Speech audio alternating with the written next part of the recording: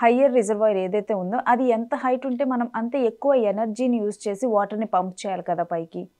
Yes. So, నార్మల్‌గా ఎంత height ప్రిఫరబుల్‌గా ఉంటుంది ఇలాంటి ప్రాజెక్ట్స్‌కి? సో, నార్మల్‌గా ఇప్పుడు మనం హైట్ డిఫరెన్స్ అన్నాం. దాన్ని హెడ్ హ్మ్. అంటాం. అంటే ఇక టెక్నికల్ కాన్సెప్ట్‌లో okay. Head difference. Head difference. అది మనకి ఎంత ఎక్కువ ఉంటే మనకి efficiency of the power generation అంత ఎక్కువ ఉంటుంది. Hmm. For example pumped hydro స్టోరేజ్‌లో I am using 100 units of energy to pump the water from lower to upper reservoir హ్మ్.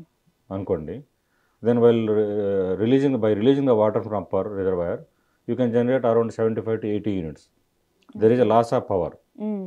So there is a loss. You are Yeah, using 100 units to pump the water, and while generating, you are recovering only 75 to 80 units. Correct? అవును. There is a loss of power.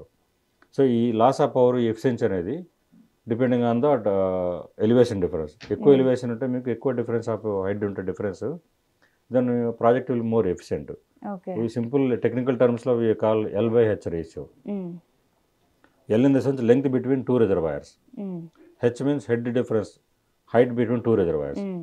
So thumb rule ఏంటంటే L/H ratio should be less than 10. హ్మ్.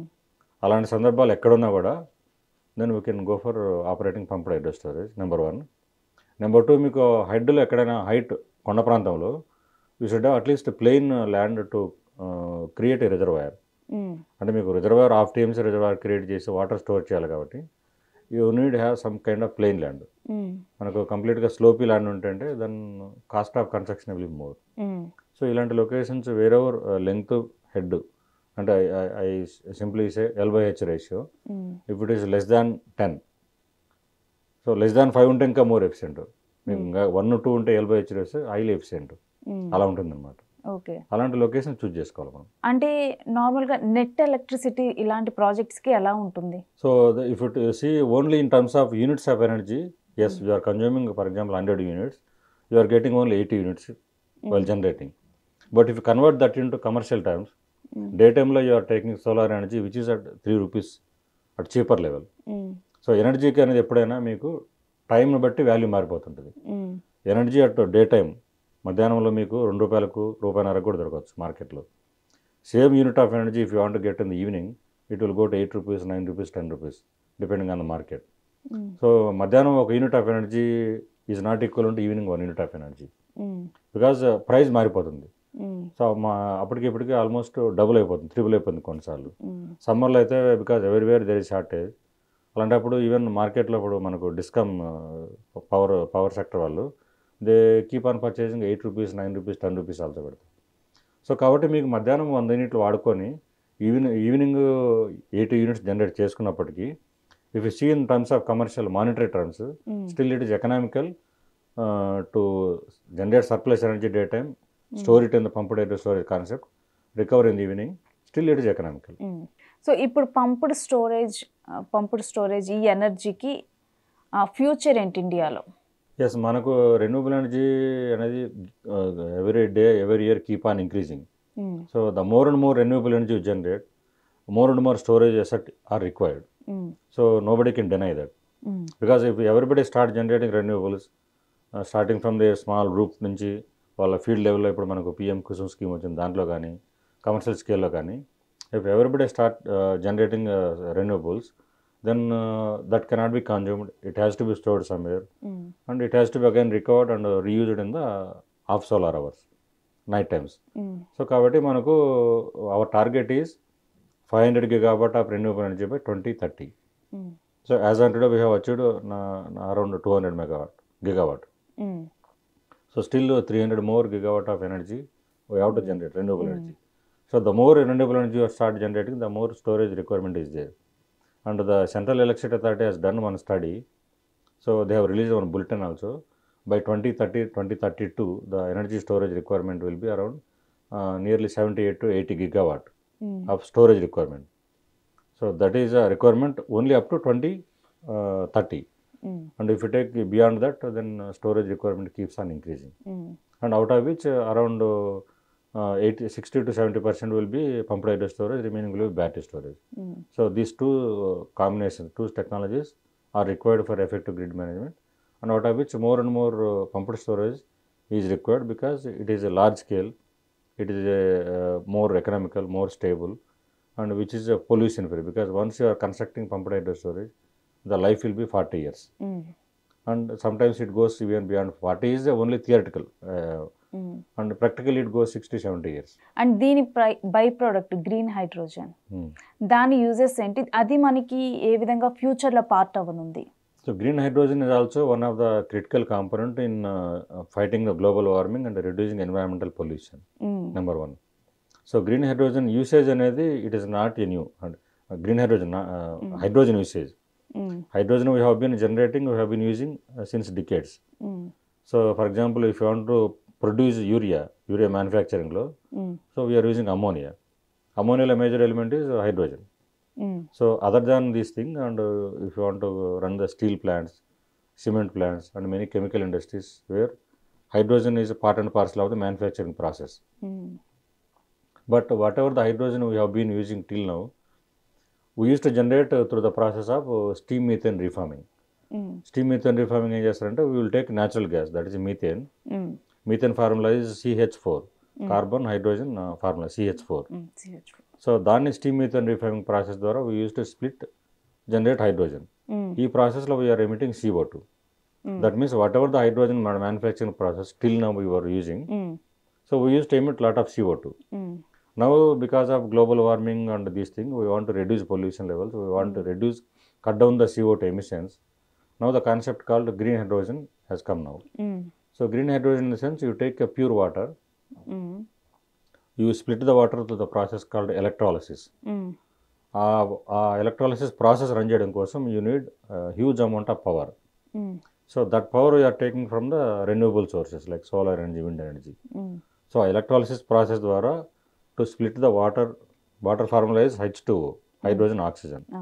H2O లోనే split చేసినప్పుడు oxygen is a byproduct, hydrogen you are capturing using it for purpose, industrial purpose. So ఈ ప్రాసెస్లో what ever power you are using, if it is green power, that we are calling as a green hydrogen. So green హైడ్రోజన్కు huge demand ఉంది, huge export opportunity ఉంది. Right now we are consuming around 0.33 million tons of green hydrogen in India per annum. And our target of national green hydrogen mission is around 5 million tons per annum green hydrogen production. So now part of the hydrogen we will domestically consume. Remaining energy, green hydrogen, we will be exporting to different countries. Okay. So where many European countries have set the target of net zero emission by 2035, 2040, 2050, depending on the country. If they want to cut down the CO2 emissions, they have to use green hydrogen. So that means they have to replace the traditional hydrogen with green hydrogen. So మనకు కూడా ఫ్యూచర్లో buses ఈ green హైడ్రోజన్తోనే నడవనున్నాయా? There is a technology is evolving now. Okay. Now research going on. Experimentally, yes, now we are running cars and some buses on green hydrogen through the fuel cell technology. So future lo now long range transportation also.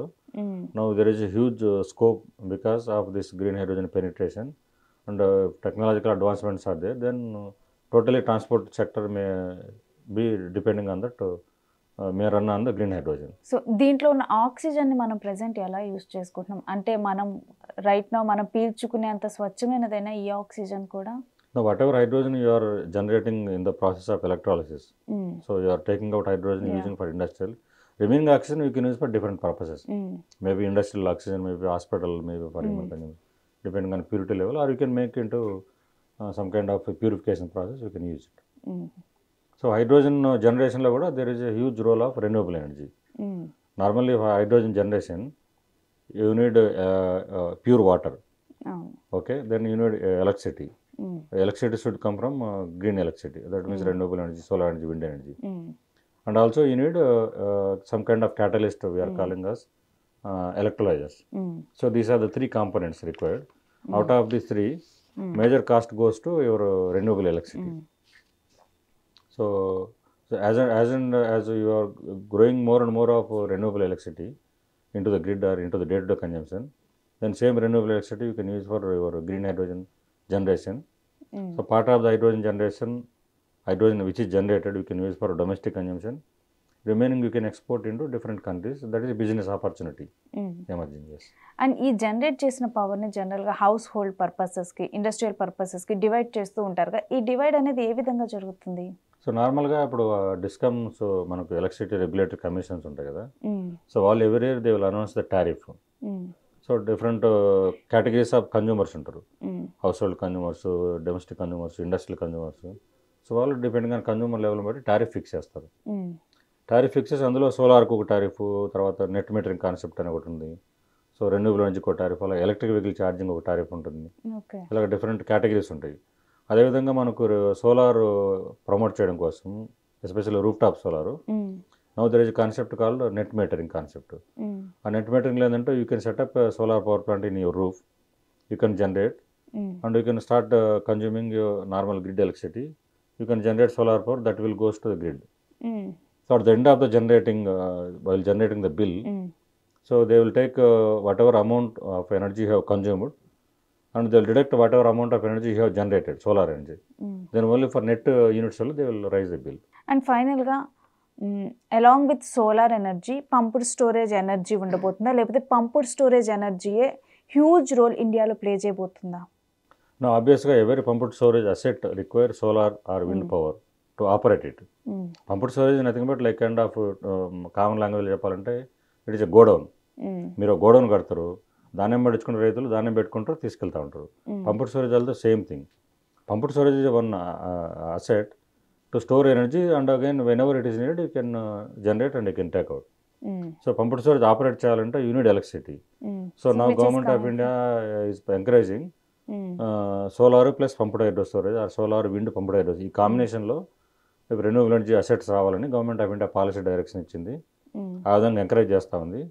So if states want to have stable power supply Mm. Without fluctuation the tariff, Mm. So they need to have solar plus pumped hydro storage ఉంటే కనుక, Mm.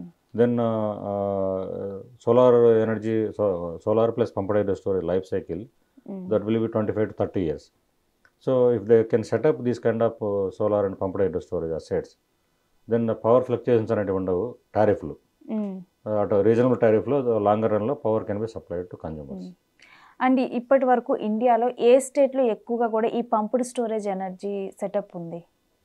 So pumped hydro, if you take see the report, so as on today, so Andhra Pradesh is leading in pumped hydro storage because we have started the process of identifying, making DPRs, making all the kind of reports, and started executing in 2019 onwards. So till today Andhra Pradesh is leading in pumped hydro storage. So our potential is more than 33-34 gigawatt as on today, and our share, if you take overall India, it is more than 35 to 36% share.